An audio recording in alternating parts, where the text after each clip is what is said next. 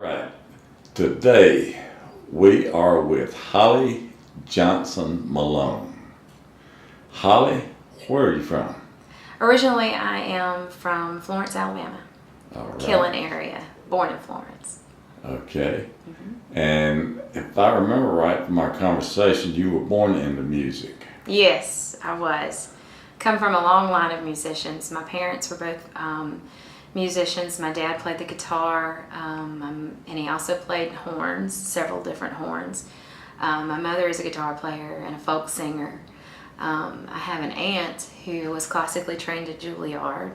Beautiful, beautiful voice. She sings opera. I have an uncle who's a songwriter and a guitar player. So I have a little bit of music all throughout my family. So I grew up around it. Okay. I was actually born with severe hearing loss. My mother tells me that as a small baby and toddler, she would call my name and I wouldn't turn around, I wouldn't respond. But as soon as I could see her, I would immediately respond like a normal child. So she carried me to the doctor, and the doctor said, yes, this child is not hearing. So I went through surgery and eventually gained quite a bit of hearing, enough to be considered a hearing person. And so it's not 100%, but despite the bad start, I was gifted with the ability to sing. My family didn't know I could sing until I was about 12 years old. I was singing in the shower, and I opened the bathroom door after my shower, and I had a family applauding me in the hallway. And so it was kind of cool to be acknowledged for something that they figured I would never be able to do. So, Okay. yeah. And you took music during school? Yeah, just your basic choir classes and band classes, public school.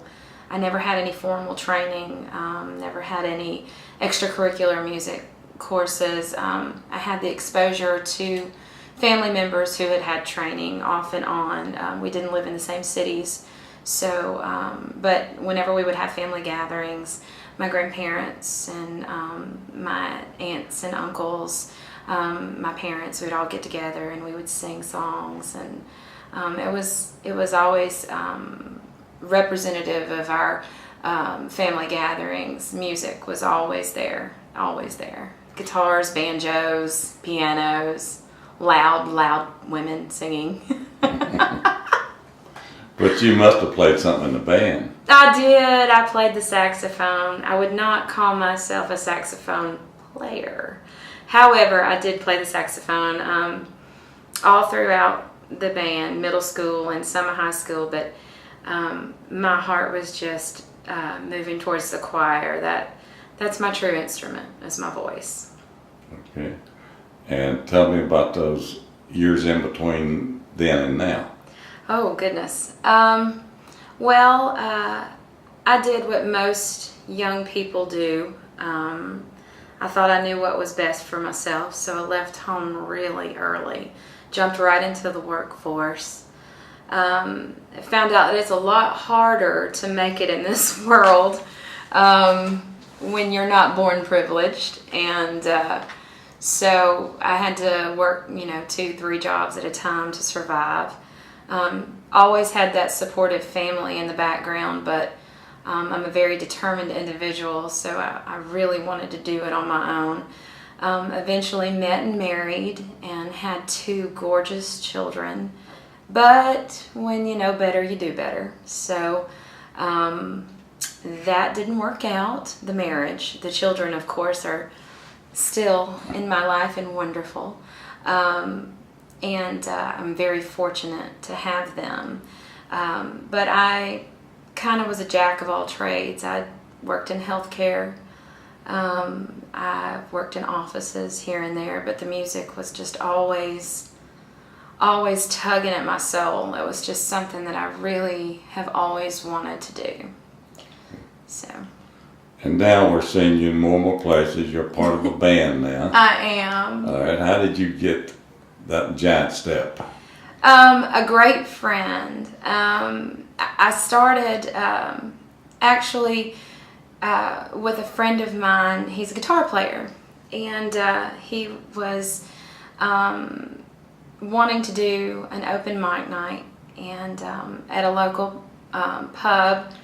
And so I said, hey, I can sing. Well, I'm sure he's heard that many times from lots of people. So we were sitting in his garage one night, and he just started playing the guitar, and he started playing a little Janis Joplin, and I just started singing along. And he just sort of looked at me, and he was like, that was pretty good. And I said, well, thanks. And so it just sort of snowballed into us doing an open mic night every week. And so he actually kind of gave me a little shove to get on stage, which put me in the public eye, so to speak, locally. And I ran into another great friend who's been performing in Birmingham for years, who is actually my bandmate now, Kendra Sutton.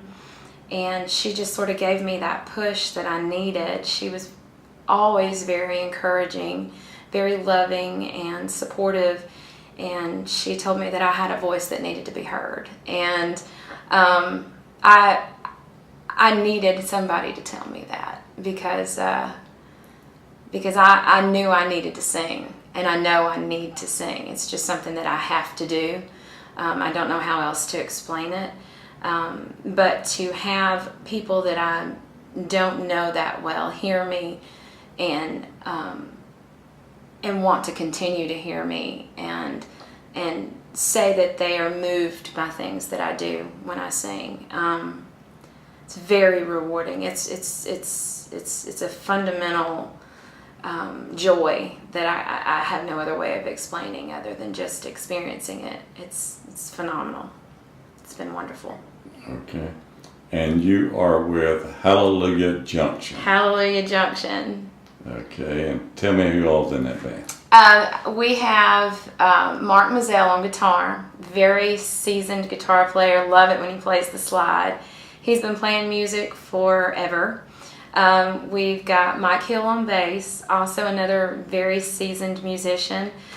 Who's been playing music forever, and Alan Nettles on drums, and he is also very experienced, and those three guys are just fantastic. Then I have Kendra Sutton on keys and vocals, great songwriter, and then me, I'm on vocals. So I'm the newbie in the group. I'm the youngest person in the band, not by much. Kendra and I are really close in age, but I've only been doing this for a little while, and I feel very blessed to have these seasoned musicians bring me into their fold and teach me new things, and at the same time they're very complimentary, and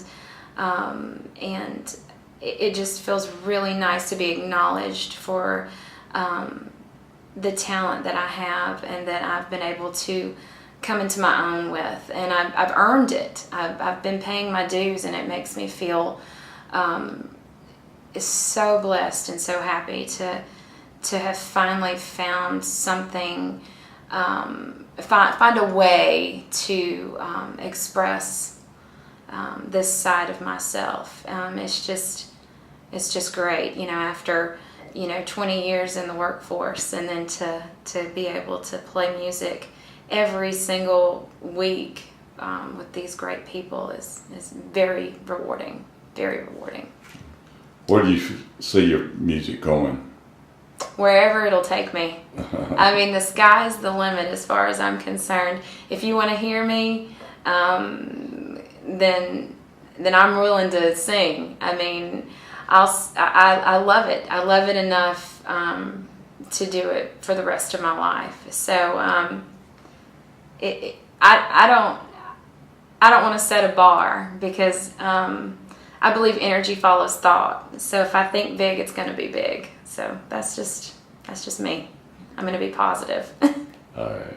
You've overcome a lot. You're a late bloomer, but you're here. I am a late bloomer in some ways.